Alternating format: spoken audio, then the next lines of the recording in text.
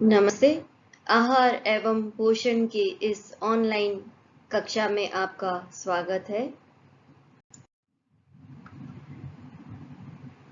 हम पढ़ रहे थे कार्बोहाइड्रेट्स के बारे में। आज हम जानेंगे इसके sources, requirements, effect of deficiency and excess, अर्थात कार्बोहाइड्रेट के स्रोत, इसकी आवश्यकता या दैनिक आवश्यकता, इसकी कमी के और अधिकता के प्रभाव।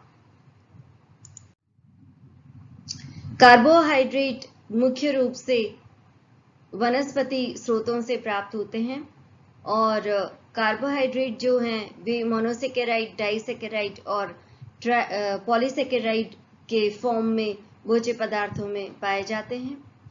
हमारे आहार में कार्बोहाइड्रेट का मुख्य स्रोत स्टार्च है और यह जिन भोज्य पदार्थों में मुख्य रूप से पाया जाता है वे इस प्रकार से हैं।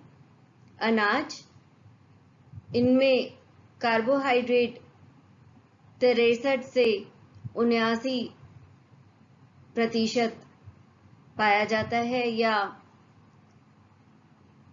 63 से 79 ग्राम प्रति 100 ग्राम में।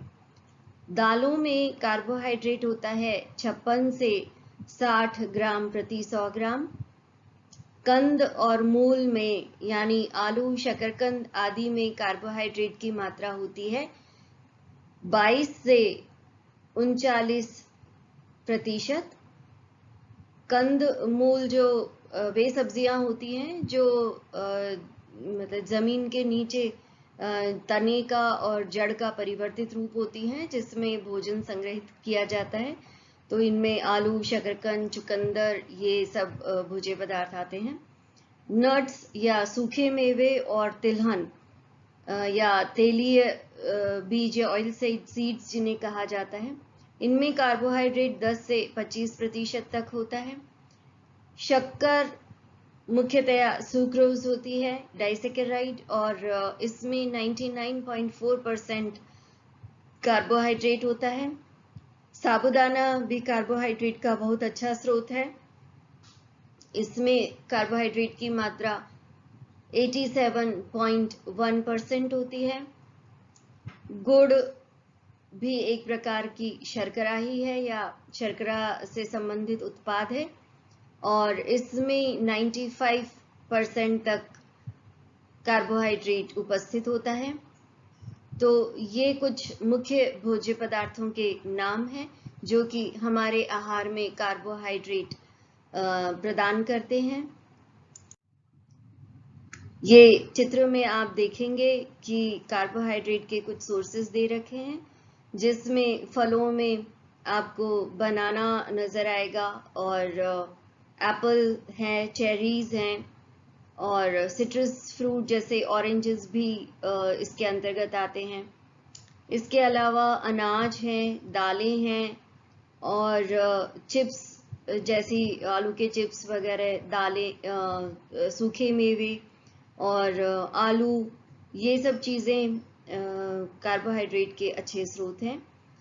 अब हम बात करते हैं कार्बोहाइड्रेट की दैनिक आवश्यकता पर। तो कार्बोहाइड्रेट की प्रतिदिन की आवश्यक मात्रा निर्धारित नहीं की गई है, परंतु क्योंकि प्रतिदिन ऊर्जा की मात्रा निर्धारित की गई है और ऊर्जा का लगभग 60% जो मात्रा है वह कार्बोहाइड्रेट से मिलनी चाहिए। तो यह एक आइडियल सिचुएशन होती है कि प्रतिदिन जितनी ऊर्जा की आवश्यकता होती है उसका 60% भाग कार्बोहाइड्रेट से हमें प्राप्त हो। कार्बोहाइड्रेट की कमी के प्रभाव के बारे में कोई स्पष्ट इसके डेफिशिएंसी डिसऑर्डर या सिम्टम्स नहीं है। कार्बोहाइड्रेट की कमी होती है तो व्यक्ति का वजन कम होने लगता है और उसको कमजोरी महसूस होती है, चक्कर आने लगते हैं और अगर वह आहार में ऊर्जा की पर्याप्त मात्रा लेने लगता है तो यह स्थिति में या इस स्थिति में सुधार आ जाता है। और कार्बोहाइड्रेट की अधिकता के भी इसी प्रकार से कोई विशेष प्रभाव नहीं है।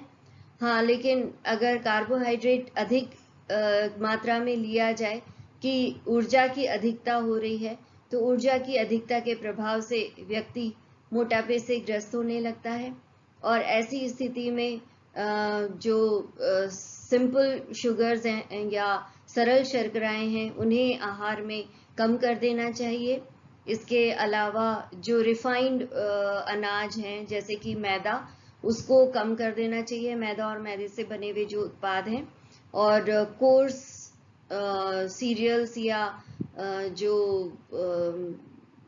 जैसे बाजरा, मक्का, जौ, इनका प्रयोग करना चाहिए।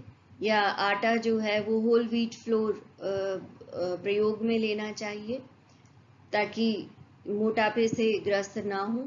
इसके अतिरिक्त मधुमेह में जो ब्लड ग्लूकोज शुगर है वह उसकी मात्रा बढ़ जाती है। वास्तव में यह कार्बोहाइड्रेट की अधिकता के कारण नहीं होता है। यह एक मेटाबॉलिक डिसऑर्डर है जिसमें ग्लूकोज जो है वो कोशिकाओं के द्वारा लिया नहीं जा सकता या अपटेक नहीं होता और उस ऊर्जा के काम में नहीं आ सकता है, अतः वह रक्त में ही घूमता रहता है और इस प्रकार से ग्लूकोज की रक्त में मात्रा बढ़ जाती है और इस स्थिति को कहते हैं मधुमेह। तो इस प्रकार से आपने जाना कि कार्बोहाइड्रेट के स्रोत क्या हैं, आवश्यकताएं क्या हैं, इसकी कमी और अधिकता के प्रभाव, और आपने जाना कि मधुमेह रोग क्या है और क्यों होता है। आपने आज का वीडियो सुना, इसके लिए आपका बहुत बहुत धन्यवाद। और अब नेक्स्ट टॉपिक में हम आरंभ करेंगे प्रोटीन, और उसके साथ ही मैं पुनः उपस्थित होंगी। नमस्ते।